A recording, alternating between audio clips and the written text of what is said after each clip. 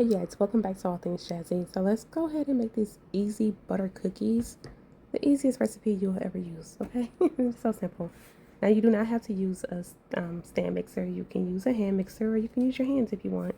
So I started off with 1 stick of butter softened and I added in a half a cup of powdered sugar.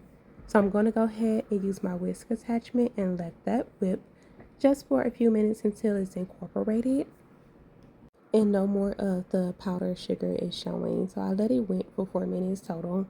While it was whipping, I went ahead and added some butter flavor extract. Now, when it comes to the extracts, you can use whatever you want. I like to use almond, but I had no more almond in the house. So once it stopped, I went ahead and added in 1 whole egg. It does taste really good if you just use an egg yolk. But I did just go ahead and add in 1 egg and I let that mix and blend until the egg didn't show anymore because you don't want to overmix. And then I added in 1 full cup of flour. If you're not weighing your flour, then you definitely want to go ahead and make sure you use a butter knife or something to chop it in and make sure the cup is full and scrape off the sides. So now that it is done mixing together, this is how your dough should look. And I went ahead and made sure that everything was scraped from the bottom. And now I'm going to add it to a piping bag and use my star piping tip to pipe these cookies. You do not have to pipe these cookies. You can drop them as well. They do make really good drop cookies.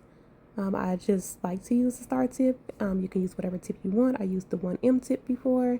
And they pretty much just make a really cute design, okay?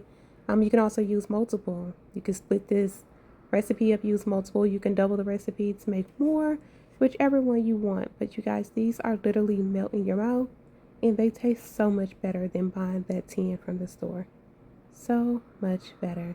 So I'm adding in cookie batter that is just in the pan on the bottom of my parchment paper. That way it doesn't slide everywhere while I'm piping these cookies. Now to pipe them, I am just going to go ahead and go around in a circular motion, sort of like how you would pipe on buttercream or any type of cream frosting for cupcakes. And I'm just going around in a circle. Some of them I am just going to squeeze, starting from the middle and pressing down, because you can do it that way as well.